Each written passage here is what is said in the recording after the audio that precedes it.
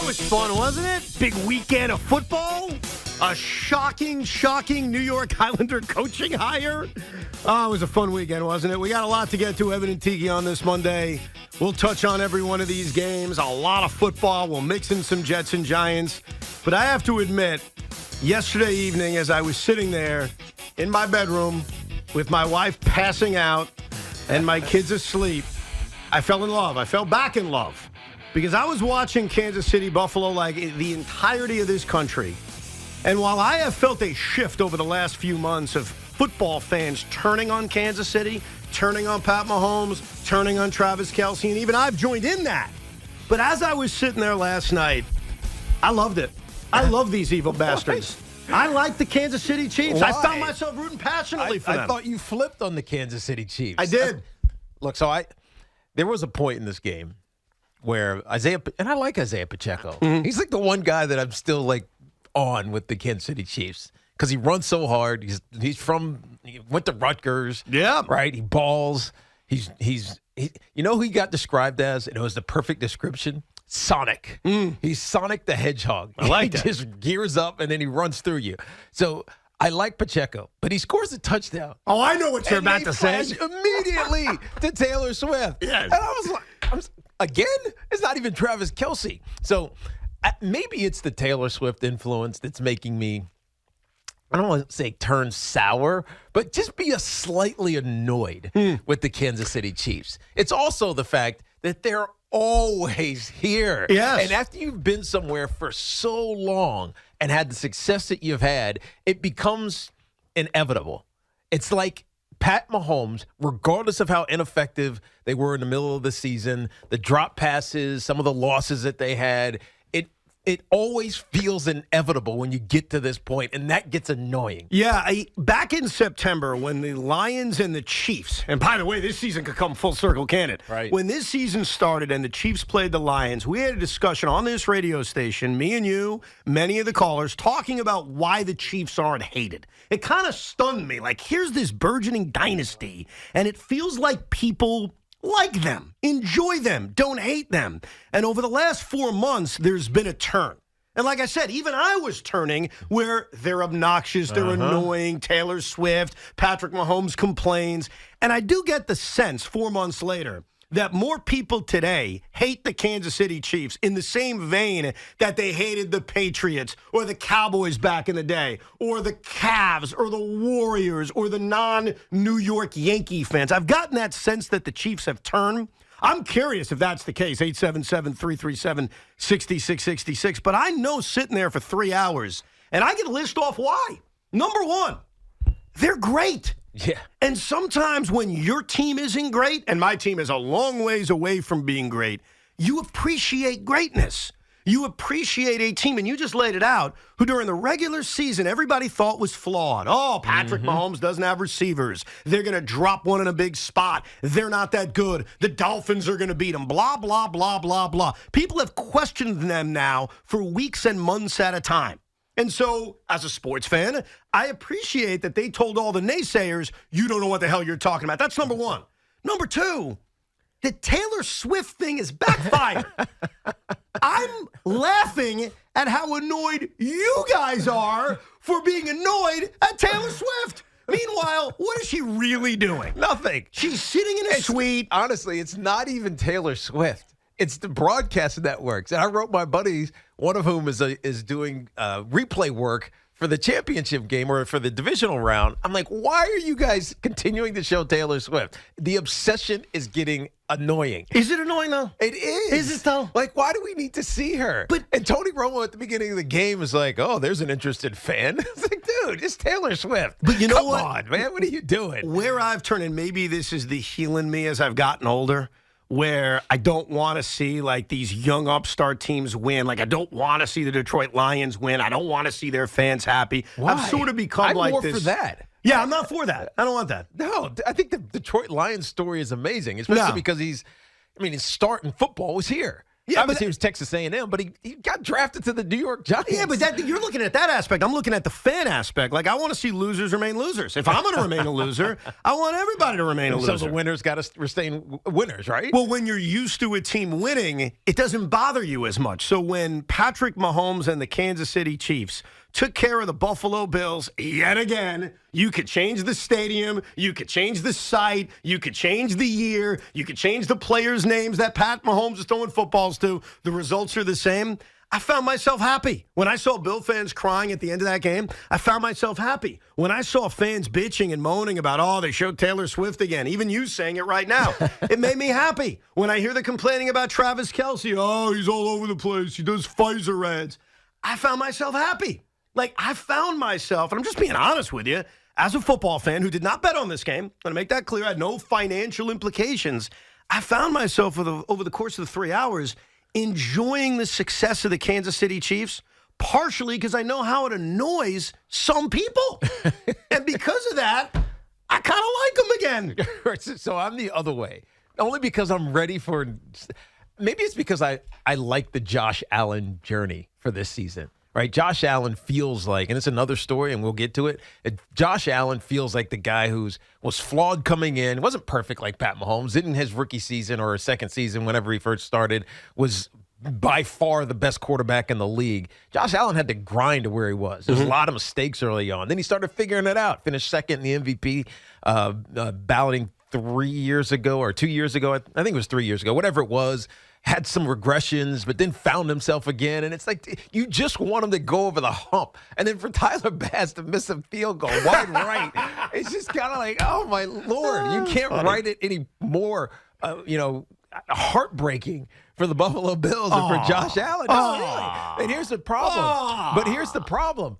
I feel like he's never going to get over it, right? If it was, and Tony Romo said this after the game, if there was a perfect setup, home game, you got Kansas City off of their home streak of hosting playoff games. It's a home game for the Buffalo Bills. The weather's crappy. The fans are on your side. You dominate in every statistical category, every single one except for winning. Everything you do is right until it gets down to the end and the Kansas City Chiefs win. They're not going to beat them. They're not. Right? Because they're getting older. Kansas City's getting better offensively and defensively, I should say. And it feels like they hit a ceiling. Yeah. And they're never breaking through it. Not too bad. And so I feel for Buffalo, which makes me even more annoyed at the Kansas City Chiefs. You know what? I don't feel for Buffalo. I know that they've got diehard fans. You're the AFC East, dude. It's because you got that Jet bias. I think that has a little bit to do with it. Yeah, I'll confirm that. But I have no Jet bias against the Lions. I think I have loser bias. If I'm a loser, I want the other losers to remain losers. Why should I be happy for other losers finally winning when I'm a loser? Like, think about that. Why should I sit here rooting for other losers to be happy? I'm a loser. But I also appreciate greatness.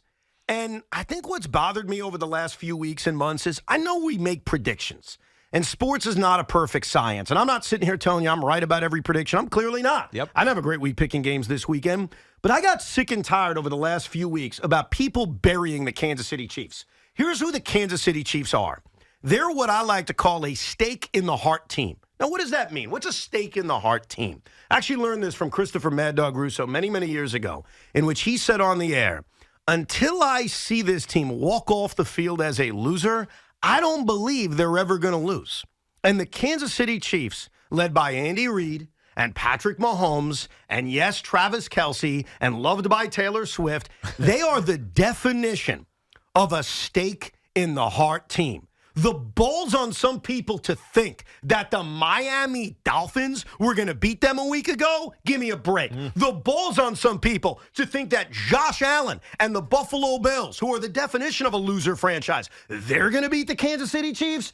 Give me a break. Now, we'll get to the Ravens as the week goes on, but until I see them as losers, and I don't mean in a regular season game because of a call that's never called, until I see them as true losers, until I see the stake in the actual heart, it's about time that all of us put some respect on their name. Well, dude, they're the Kansas City bleeping Chiefs. Dude, they have the respect. That goes without saying. This is their sixth straight I'm aware. AFC Championship game. 5 of the previous 5 they hosted, right? Finally, the Baltimore Ravens get to host one away from Kansas City, or at least a playing one.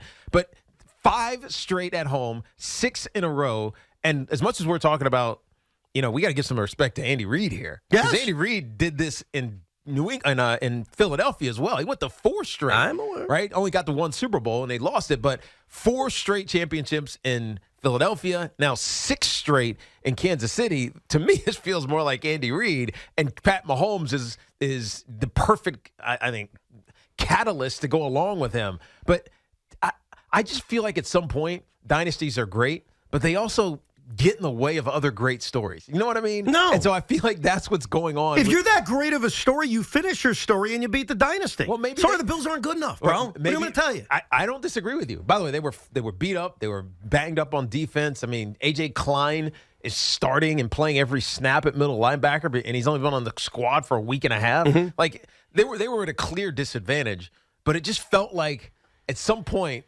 Kansas City has to falter. And it just feels like it's never going to happen. When Tyler Bass missed that field goal, I fell on the ground and couldn't stop laughing. Like, I literally was belly laughing. And it takes a lot to make me that happy. I was in a bad mood already. See the Brooklyn Net game against the Clippers. And they beat the Lakers, though. Thank you. When wide right occurred, I went back and listened to Jim Nance's call 37 times in a row.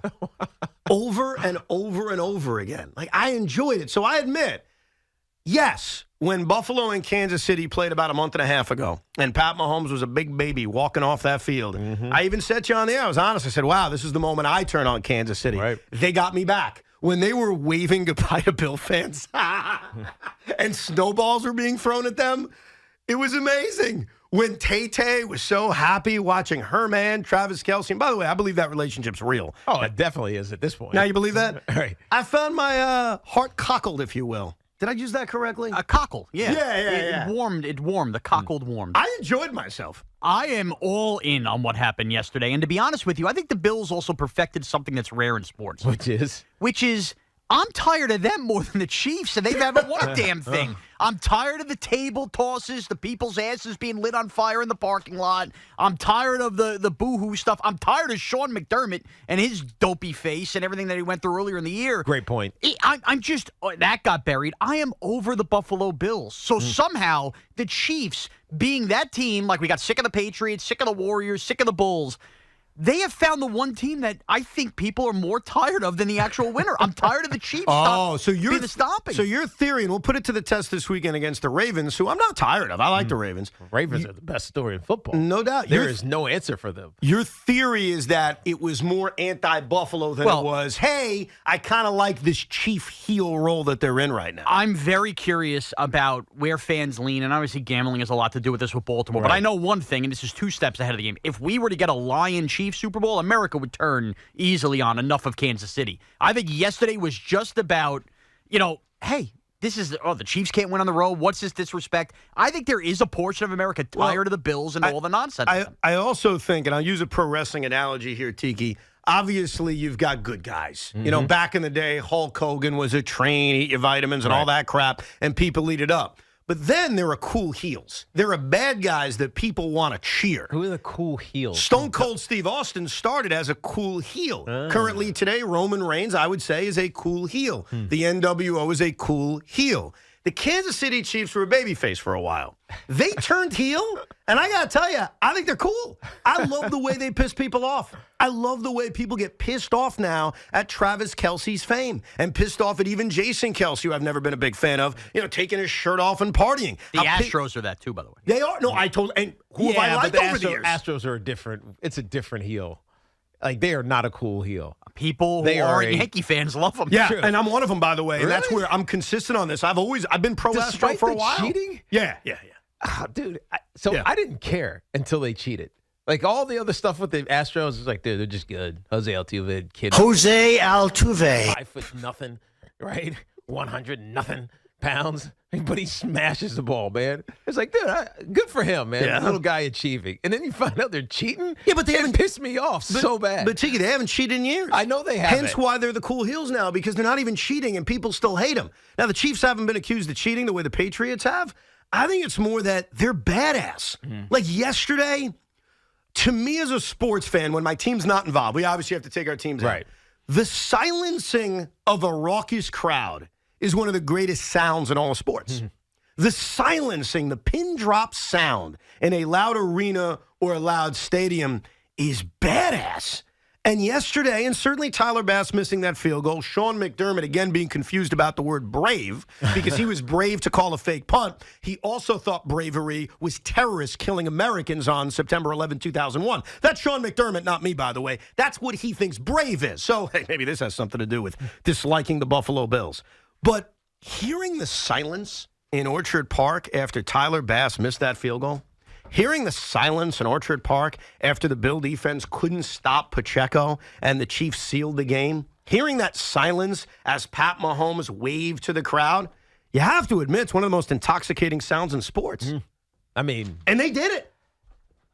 Yes, they did.